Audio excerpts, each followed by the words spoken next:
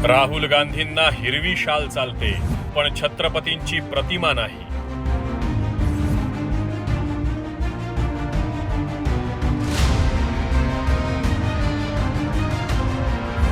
हे घडलंय छत्रपतींच्या महाराष्ट्रात, आपल्या मुंबईत, आणि तेही उद्धव ठाकरेंसमोर.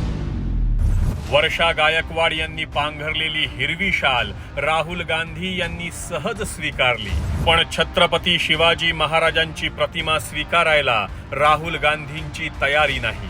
त्या प्रतिमेकडे बघायलाही तयार नाहीत. हा महाराजांचा अपमान आहे.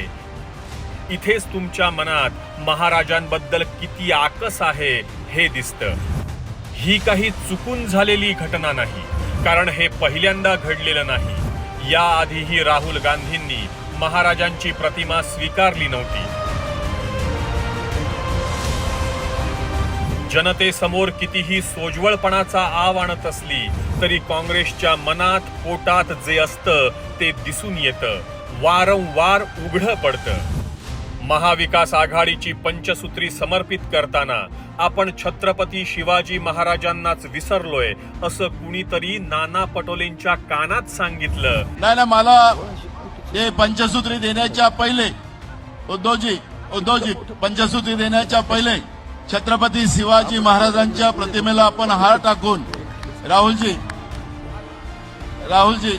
पवार साहेब, आणि त्यानंतर छत्रपतींच्या प्रतिमेला पुष्पार्पण झालं.